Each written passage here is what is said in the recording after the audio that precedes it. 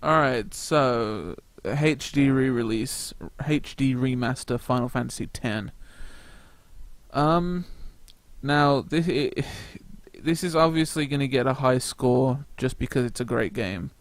So what I wanted to do was give a rating on the HD, paint job and of the game itself. So speaking on the paint job that it received, it's got remix tracks and remastered tracks for the music, and there are about 5 tracks that are hit or miss that are I don't like. Um, it's just sad that they happened at points where really the music shouldn't have been lacking. They should have had more punch like the originals did. But other than that, it's 5 tracks out of dozens, so it's really hard to fault it too bad over that. I mean, of course, music is just my personal taste. Other people may agree or disagree. Music is very personal like that. Um, but yeah, there were only like 5 bad apples, and that's not counting the tracks that weren't good already. Which this game has very few tracks that were bad to begin with. Um, so the music is pretty alright, is pretty good.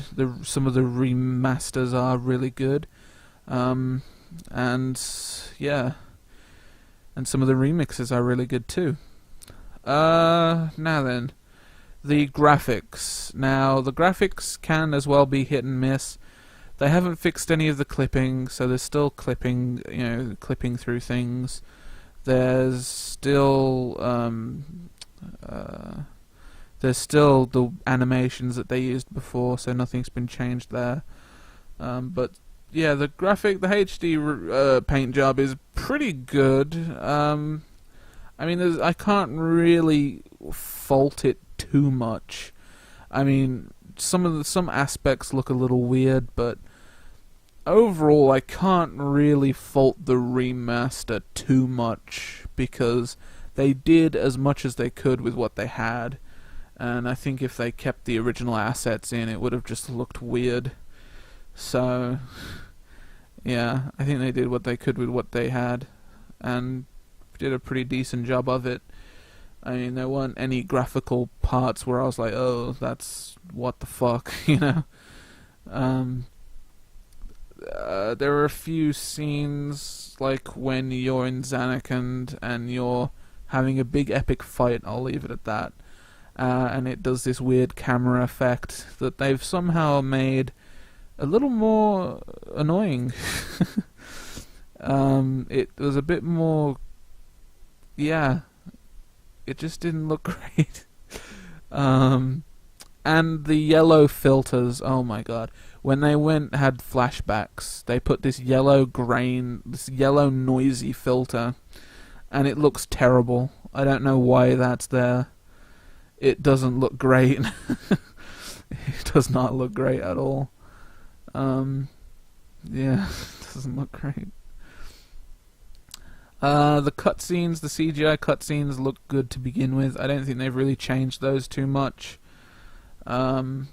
All they've done is basically used the uncompressed versions of those, because I imagine for the PS2 they had to compress them, but now they can use the uncompressed files and make them look good at high resolutions and stuff. So the cutscenes look amazing as per. But I don't like to credit CGI cutscenes too much, because it literally takes no horsepower from a console to run those. I mean, a DVD player could run these, and they're not powerful machines because they're just movie files at the end of the day. So that's why people are like, oh my god, the graphics in FF7, the CGI. I'm like, so, you know, that shouldn't be like a reason to go fucking wild over it. All it speaks volumes about is how good the PCs that they had to make them were, But other than that, there's really no big deal over CGIs. But they look good. They look really good to look at. And the one at the end with Sin, and man, that looked really good. I'm not gonna spoil anything, but yeah, that was a ballin' cutscene. But yeah, I mean, there's really not much to fault about the HD makeover. The enemies look nice, the characters looked okay. I mean, I enjoyed it. I mean, there was no like immersion breaking graphical thing that did it for me. So glitches. Somehow they added more than was already there. So some people have gotten random glitches, and it seems like everybody gets a different glitch. Some people had audio glitches, some people had like random other glitches. I had some iffy glitches. The main glitch is audio dialogue skips. Now, sometimes this is not very often. In the 40 hours that I played, it did not happen often. Like, it happened maybe 10 times tops. Tops. It couldn't have happened more than that. Characters would stutter, and then not say anything at all. So they'd go, oh, silent. And then the other person would speak. Or they would stutter, speak, and it would continue as normal. Or they would just get cut off, and then someone else would start speaking. And those were the most common audio glitches. The audio skipped occasionally when things were happening in a battle or whatever. So yeah, some dialogue skipped. It wasn't terribly important dialogue, but yeah, some dialogue did skip. And I remember having a dialogue skip in the original international version as well. So I think that it just was an old glitch that happened in more places. What else? Oh yeah, there was a point in I think Jose Temple, where things happen, and or it could have been Macalania. I can't remember. Either way, Lulu. Everyone was supposed to run out of a room. Lulu didn't. She just stayed there, and I was able to push her around the room. Couldn't interact with her, nothing. She was just there. I've never seen that glitch before, but it was the weirdest shit that I've seen. I was able to push her around like she was nothing. Definitely not right. But yeah, aside from that, there weren't any other glitches. It was just those kind of glitches, which, you know, me personally, I can forgive, but it's just weird that they made an old glitch happen in other areas, not just the one, like it did in my original disc version. So it was just weird. So if I were to rate the remaster, I would rate it at about an 8.5. Yeah. The paint job is an 8.5. The game itself, I mean, what can I say? I absolutely adore the game because reasons. If you want an unbiased review of the actual game, you're probably not gonna find one here, because I will perfectly admit that it's like people with with the other Final Fantasies or other games, you know. It's so ingrained into my childhood. This game and Streets of Rage 2 are just two games that is so deeply ingrained into my childhood and development that I find it very difficult to find too much fault. Because I just love everything. So I find it incredibly difficult to find too much fault.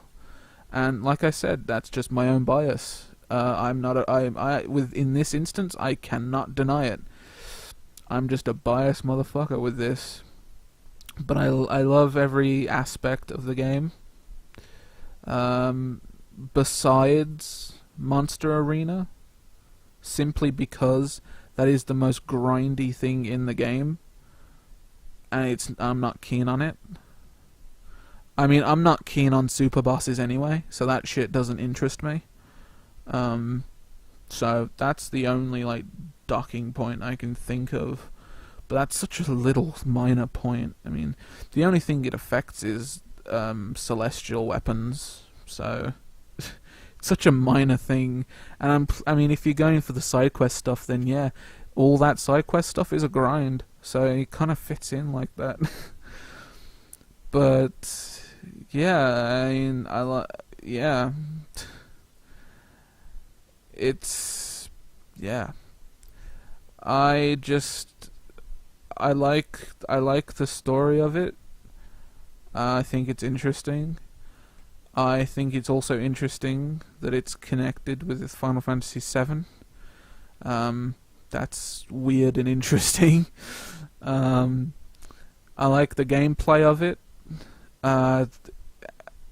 Yeah, I just like everything. I can't really review it in any sort of objective way. So I'm just going to leave it at that, honestly, and just say that I really, really love the game, and I'm gonna maybe catch heat, but a 10? Gonna give it a 10? If I was being mean, I'd give it a 9.5, but I'm not. I'm not feeling very mean today, so 10. If you ask me when I'm level-headed, I'll probably say 9.5, but right now I'm going to go with 10. So Final Fantasy X gets a 10, because I'm a biased little shit.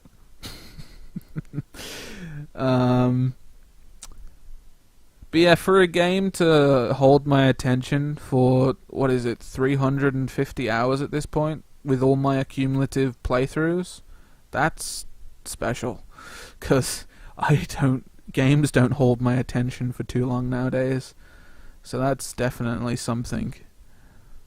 So, anyway, I've rambled on for about 12 minutes now. So yeah, I mean, one last thing I guess I could add in, because I forgot to mention, was the menus have had a redesign. Some of the item icons have had a redesign. I like those as well. So yeah, I really enjoy the game, and I really enjoy the remake. And if you have a PlayStation 2 already, then there probably isn't much reason for you to buy this, except if you get the collector's edition for an art book, or if you want to see the Eternal Calm video, or if you want to see some of the other extras that they bundled in with this, which I'll talk about later. But yeah, if you've already got it on PS2, you probably don't have any reason to buy this, honestly. But if you're like me and just really like the game and whatever else, then you will have already bought it. So anyway, I'm out, and yeah, thanks for watching. Bye.